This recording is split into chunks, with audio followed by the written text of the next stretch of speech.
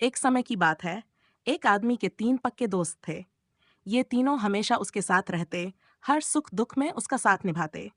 आदमी की जिंदगी के हर मोड़ पर इन दोस्तों की किसी न किसी तरह जरूरत पड़ती थी। समय बीता, वह आदमी अपने जीवन के अंतिम क्षणों में पहुंच गया।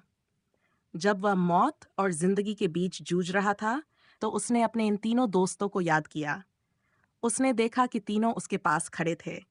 पहले दोस्त ने कहा, मैंने हर अच्छे बुरे वक्त में तुम्हारा साथ दिया। मैं तुम्हारे सभी दुख सुख में तुम्हारे करीब था। लेकिन अब मैं सिर्फ इतना कर सकता हूँ कि तुम्हारे अंतिम संस्कार में तुम्हारी मदद करूं। इससे आगे मैं कुछ नहीं कर सकता। यह सुनकर आदमी थोड़ा उदास हुआ। फिर दूसरे दोस्त ने कहा, मैंने तुम्हें बचपन से लेकर आज तक बहुत कुछ दिया है। मेरे कारण तुमने इस दुनिया में शोहरत, दौलत और खुशियां पाई। लेकिन अब जब तुम मौत के करीब हो, मैं तुम्हारे लिए कुछ भी नहीं कर सकता। मैं तुम्हारे साथ यहाँ तक हूँ, लेकिन इससे आगे जाने में असमर्थ हूँ। आदमी ये सुनकर और भी निराश हो गया।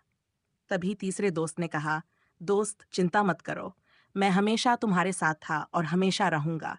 चाहे ये दुनिया हो या अगला जीवन, मैं तुम्हारा साया बनकर तुम्हारा साथ निभाऊंगा। तुम जहां भी जाओगे मैं तुम्हारे साथ चलूंगा।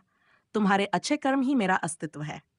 इस बात ने आदमी के दिल को सुकून दिया। उसने महसूस किया कि असली दोस्त वही है जो जीवन और मृत्यु के बाद भी साथ रहता है। ये कहानी हमें सिखाती है कि तीनों दोस्तों का मतलब क्या है। पहला दोस्त परिवार, जो हमारे जीवन में हर सुख दुख में साथ होता है और अंतिम संस्कार तक का जिम्मा उठाता है। दूसरा दोस्त पैसा, जिससे हम दुनिया की हर चीज खरीद सकते हैं, लेकिन वह मौत के बाद हमारे साथ नहीं जाता। तीसरा दोस्त कर्म, हमारे द्वारा किए गए अच्छे कर्म ही हमारे असली साथी हैं। ये हमारे साथ इस दुनिया से अगली दुनिया तक चलते हैं। अपने कर्मों को अच्छा बनाओ, क्योंकि यही आपकी सच्ची पहचान और सबसे बड़ी पूंजी है।